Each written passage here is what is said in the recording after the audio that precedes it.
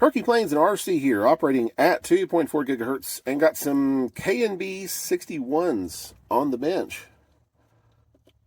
So let me tell you a little backstory here on the pair of these guys here. So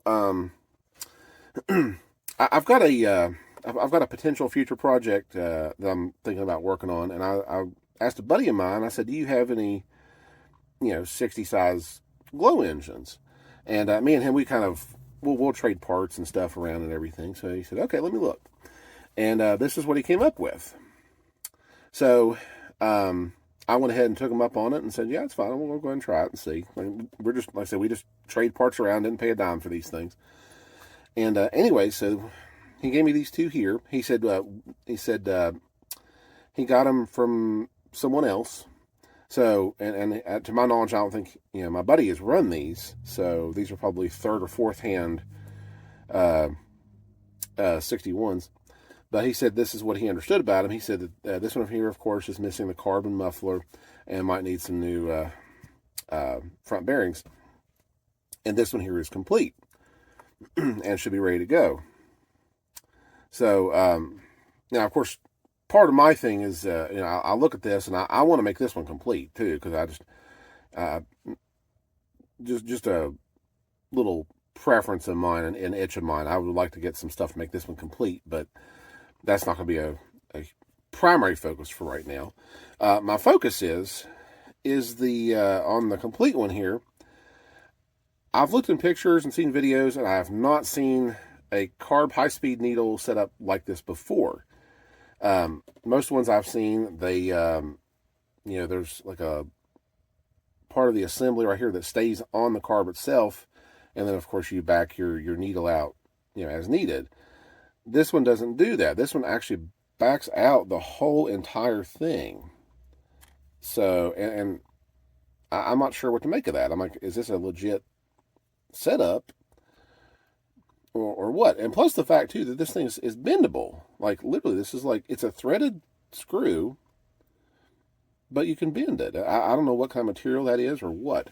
Or like I said, even if that's legit, it's like, is this really how this is supposed to be? Or is this something that's missing parts? Something I just don't know if I'll ever know.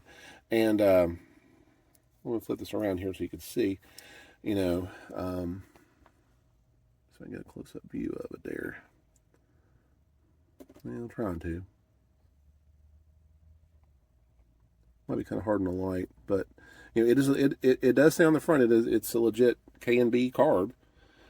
And there's your throttle stop screw there, and then of course I'm not seeing much as far as adjustment on the throttle arm for low speed. I'm not sure if that's even right or not. Like I said, everything I've seen is not really the pictures and videos that I've seen don't really jive with what's on this guy here. So like I said, that makes me wonder if this one's even complete or not, just by the way it's set up. So that's what I'm asking you guys. I'll continue doing some research on it and looking around to see what I can find. But, again, I'm not sure if that's a legit, complete, carb needle setup on one of these guys, or if this thing is missing something. So, and it's not an urgent thing. So, I've got some time, for this, on this particular project when it comes around. So it's not an urgent thing, but I am curious about it to see if I do need to purchase additional components for this, or a replacement carb, or the parts for that to fix that, if that's the case. Oh, excuse me. Or what have you. So I'm just not 100% sure on that. But again, like I said, not an urgent thing. Just was curious if you guys out there who have a little bit of expertise in some of the old K&B engines can maybe kind of shed some light on that particular setup, if that's correct. Then I'd appreciate it. Like I said, just not sure. I'm really not sure at this point what it is, because I've just never seen one like that. And I don't know if I can get it to. Yeah, it's got some good compression there. And I'd even turn the one here that's just the parts engine, and it, it's got some compression to it too, so they both move all right. So, but yeah, anyways, just something I was curious about. So if you guys can kind of point me in the direction if that's a legit carb setup, a needle setup on that, or if I need to do some more digging.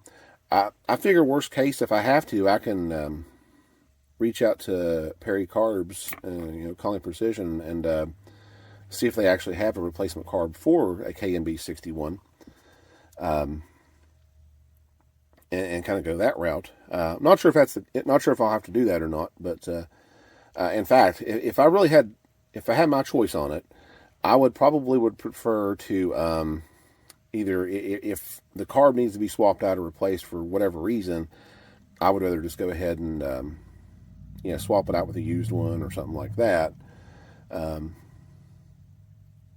just kind of go from there.